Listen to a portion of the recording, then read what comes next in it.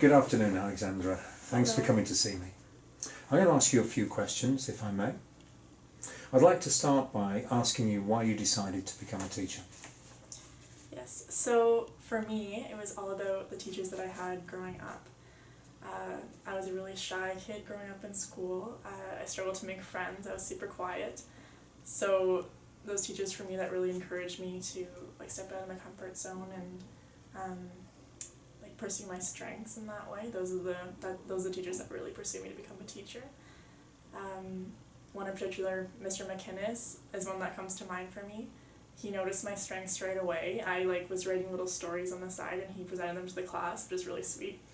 And it just made me feel so special. And then I gained some friends through that who also liked writing, and I just excelled from there. And now I'm just a much more confident person, and I want to be that person for kids, really.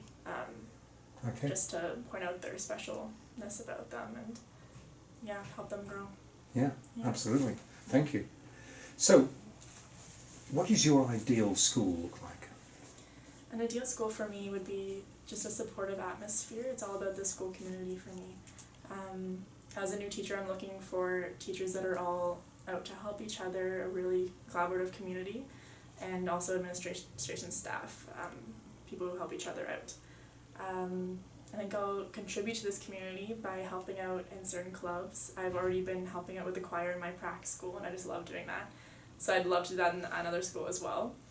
And I'm open to helping out and helping everyone else out as well. Thank you.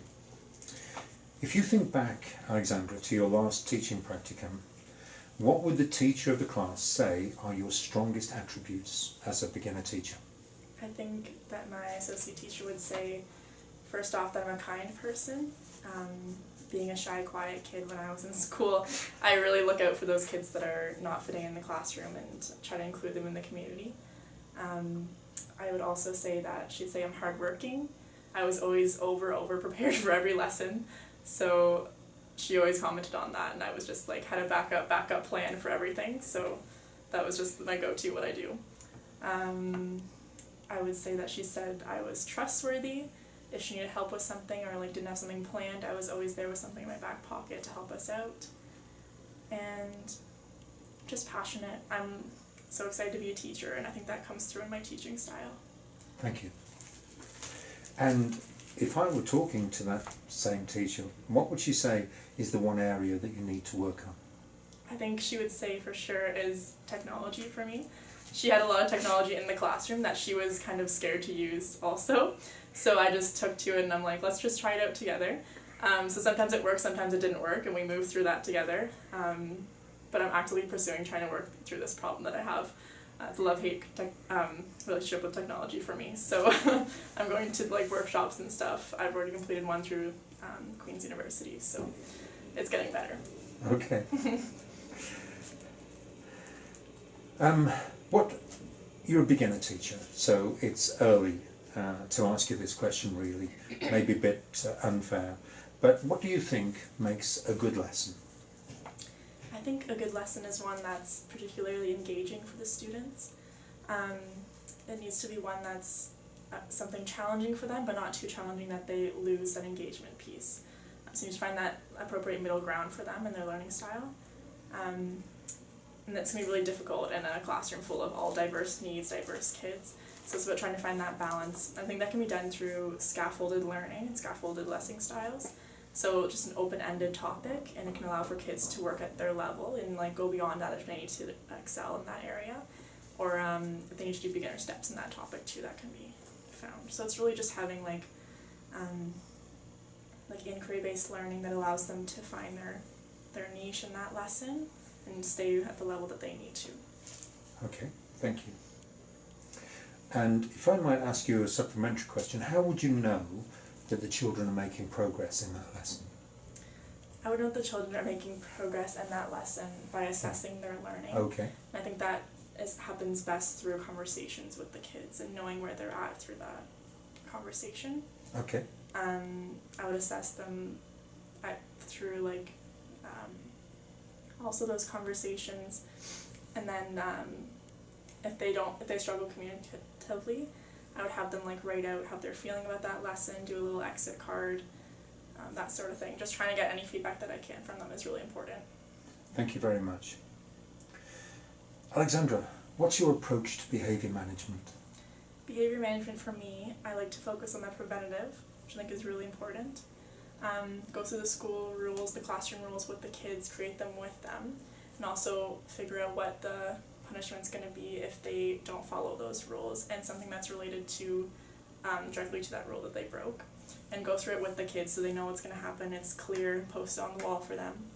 I like to focus on the positive. I think it's much better to point out what's going well for that student and focus on the positive than to just constantly focus on the negatives. Okay, thank you. Can you tell us about a lesson you taught that didn't go as well as you expected and why you thought that was so? Yes, so right at the beginning of my practicum, I was all gung-ho, thought I was being really interactive with the kids. I had the smart board up, was doing a little fill-in-the-blank with them, and then I thought I'd give them all clipboards and have them each with papers and then fill in the word blanks.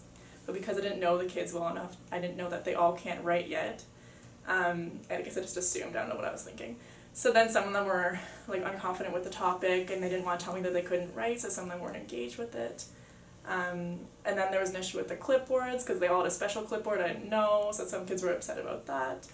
So it was just a little chaotic. So I basically just told the kids, it's my fault, this didn't work today, but we'll try again tomorrow. And we just picked up the topic the next day, and I tried something different, and that went much more smoothly. Okay. Yeah. Well, that Yeah. All right, so on that more positive note, tell us about a lesson you thought went really well and why you thought that was so. I got to teach structures to my grade 3 class. So I figured out, this is at the end of my practicum now, it's a bit more seasoned. So I knew that these kids really needed to move and they like to do stuff with their hands. So I got to build structures with them out of newspaper and masking tape.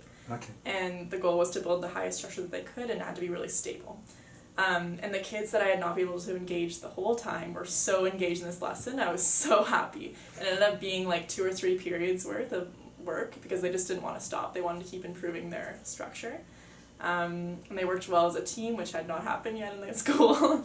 Yeah, it was just well overall. And those kids that I really struggled to engage, they were so engaged, working as a team, loved it. If I could go back and do it further, I would make it like a whole unit lesson because they love to build those structures so much. It was just something that I'm learning towards and learning their styles, and if I had more time at the practicum, then I would have done that for sure. Yeah. Okay. Alexandra, thank you very much indeed. Thank you.